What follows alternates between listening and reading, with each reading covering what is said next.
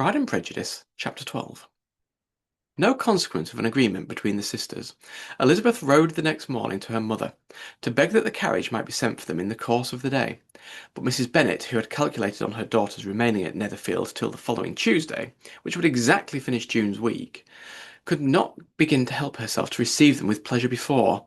Her answer, therefore, was not propitious, at least not to Elizabeth's wishes, for she was impatient to get home. Mrs. Bennet sent them word that they could not possibly have the carriage before Tuesday, and in her postscript it was added that if Mr. Bingley and his sister pressed them to stay longer, she could spare them very well. Against staying longer, however, Elizabeth was positively resolved, nor did she much expect it would be asked, and fearful, on the contrary, of being considered as intruding themselves needlessly long, she urged Jane to borrow Mr. Bingley's carriage immediately, and at length it was settled that their original design of leaving Netherfield that morning should be mentioned and the request made. The communication excited many professions of concern, and enough was said of wishing them to stay at least till the following day to work on Jane.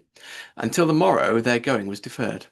Miss Bingley was then sorry that she had proposed the delay, for her jealousy and dislike of one sister much exceeded her affection of the other.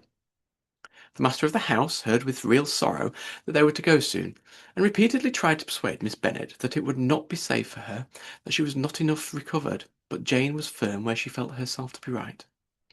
To Mr. Darcy it was welcome intelligence. Elizabeth had been at Netherfield too long. She attracted him more than he liked, and Miss Bingley was uncivil to her and more teasing than usual to himself. He wisely resolved to be particularly careful that no sign of admiration should now, during the last day, must have material weight in confirming or crushing it. Steady to his purpose, he scarcely spoke 10 words to her throughout the whole of Saturday, and though they were one time left by themselves for half an hour, he adhered most conscientiously to his book, and would not even look at her. On Sunday after morning service, the separation, so agreeable to almost all, took place.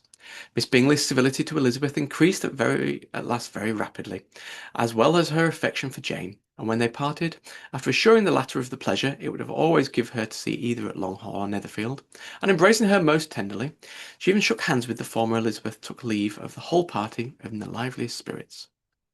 They were not welcomed home very cordially by the mother. Mrs. Bennet wondered if their coming, and thought them very wrong to give such trouble, and was sure Jane would have caught a cold again. But their father, though very laconic in his expression of pleasure, was really glad to see them. He had felt their importance in the family circle. The evening conversation, when they were all assembled, has lost much of its animation, and almost all of its sense, by the absence of Jane and Elizabeth. They found Mary, as usual, deep in the study of thorough base and human nature, and had some new extracts to admire and some new observations of threadbare morality to listen to. Catherine and Lydia had information for them of a different sort. Much had been done, and much had been said in the regiment since the preceding Wednesday. Several of the officers had dined lately with their uncle. A private had been flogged, and it had actually been hinted that Colonel Forster was going to be married.